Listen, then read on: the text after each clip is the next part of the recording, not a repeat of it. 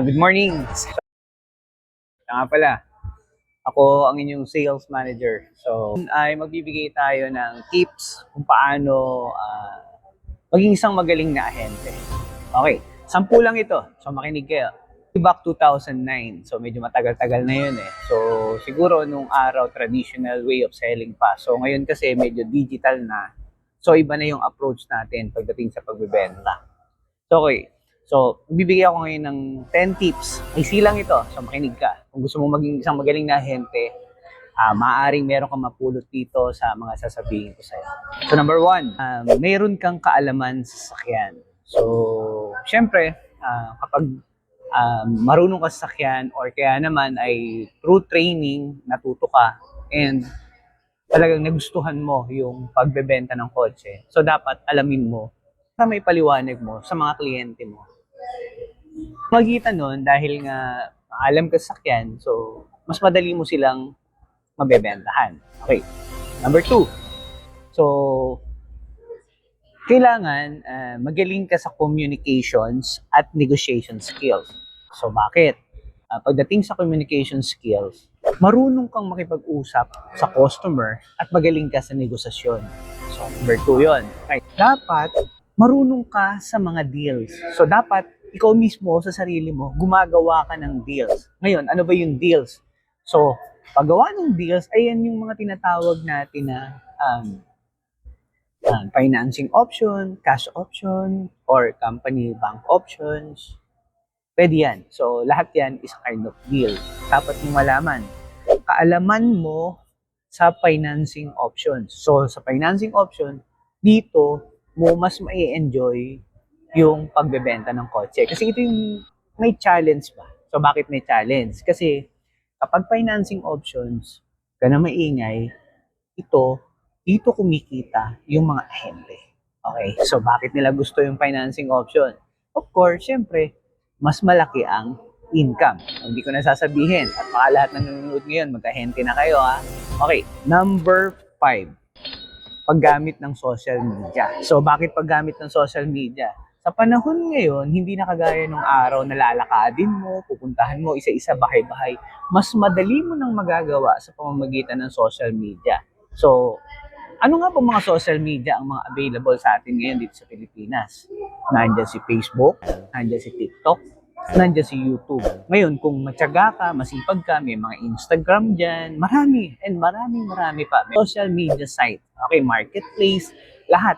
Dapat alamin mo yan. Isang tip ko sa iyo yan para mas makilala ka pa sa industry na gusto mong pasukin. Kung gusto mong maging magaling na ahente. Number 6, okay, kailangan din may pagsusuri ka sa market. So, syempre, bilang pagsusuri sa market, i-analyze mo yung market. So, sino ba yung mga tatargetin mo? Halimbawa, syempre, ang binebenta mo is worth 1,000,000 o kaya naman less than 1,000,000. So, dapat mag-ano ka? Dapat ang mga bebentahan mo yung mga tipo na may trabaho, may mga business, so may kakayanan kumuha ng sasakyan. So, kailangan mo yun. Siyempre, kailangan pag-aaralan mo sila. Sino-sino ba yun? Yun ngayon, yung matututunan mo kapag pumasok ka na rito sa amin. Okay, tuturuan kita siyempre.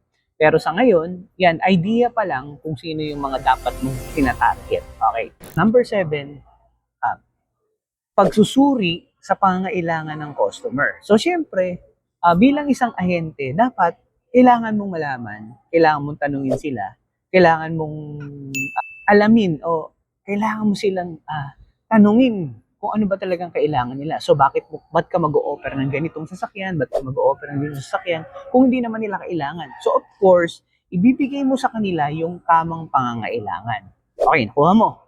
Number 8. Okay, paggawa ng mga leads. So, syempre, kapag ikaw naman, na-analyze mo na yung market, natanong mo na yung mga, nakakaroon ka na ng mga kausap through Facebook, so dapat meron kang leads. Yung leads na tinatawag, ito yung mga list ng mga kliyente mo, mga nakausap mo, nag-inquire sa'yo. So, syempre, alam naman natin na hindi mo naman kaya silang tandaan. So, gagamit tayo ngayon ng mga social media platform.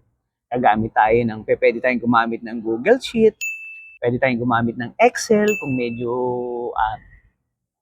medyo masipag-sipag ka, magsulat ka, pero syempre traditional yon. So ang ina-advise ko, pwede tayong gumamit ng Google Sheet kasi yun is online. Kahit na sabihin natin na nasa ang lugar ka man, basta may internet ka, mas madali mo siyang ma-access. Okay, so number 9 naman, halimbawa naman nakabenta ka na, ito napaka-importante nito, yung after sales service. Sabihin natin nabentahan mo na siya, yes, naging masaya siya.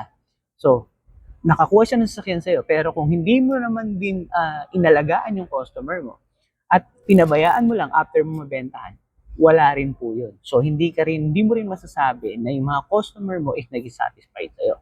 So, dapat satisfied din sila. Hindi yung tipong ikaw lang yung na-satisfied. Dapat yung mga customer mo din. Last but not the least, ito yung number 10. Kailangan mo ng pagpapanatili ng mga relasyon doon sa mga kliyente mo. O bakit? Kasi by means of that, makakakuha ka ng mga referrals. Ito na din sa automotive industry.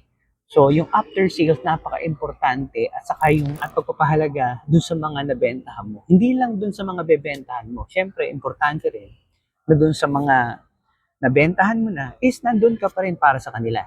Kaya nga, kung gusto mo talaga maging magaling na ahente, so dapat lagi mong tandaan yung 10 sinabi ko sa'yo. Kung gusto mong maging magaling na ahente, so kailangan tandaan mo ito.